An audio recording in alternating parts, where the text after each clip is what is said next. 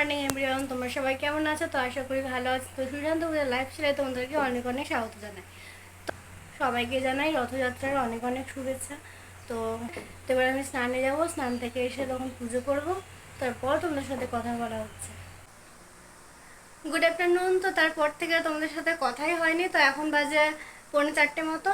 তো এখন রেডি হব, একটা জায়গা যাব।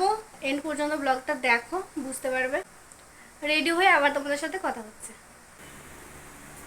তো এখন বাজে 4:38 মতো। তো আমি রেডি হয়ে গেছি যাওয়ার জন্য। তো কোথায় যাচ্ছি সেটা দেখার জন্য পুরো ব্লগটি দেখতে হবে।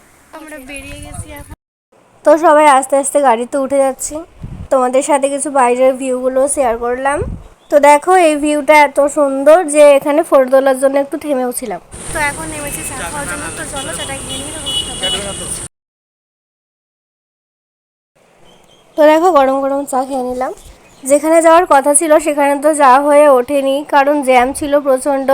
তো তার জন্য অন্য একটা জায়গায় এসেছি। তো চলো তোমরা দেখতে থাকো। তো দেখো, তোমাদেরকে আরও একটু জুম করে দেখিয়ে দিলাম পুরোটাই। এই জায়গাটা কোথায় যদি তোমরা জেনে থাকো তবে কমেন্টে জানাও। তো দেখো, শেষমেশ জগন্নাথ দেবের দেখা পেয়ে গেলাম। তো তোমরাও দেখো। তো আবার বেরিয়ে পড়লাম বাড়ির দিকে। তো আমরা এখন এসেছিলাম মোমো স্টলে। তো ভয়েসটা একটু প্রবলেমের জন্য কেটে গেছিলো। তো যাই হোক, দেখতে থাকো। তো তখন বাজছিল সন্ধে 7:50 মতো। মোমো খাওয়ার পরে ফুচকাটাও খেয়ে নিয়েছিলাম, আর সবার শেষে একটু আইসক্রিম।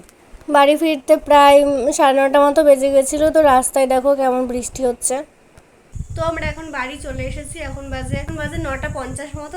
তারপর এখন ডিনার করতে যাব। তো তোমার সাথে একটু পরে কথা হচ্ছে।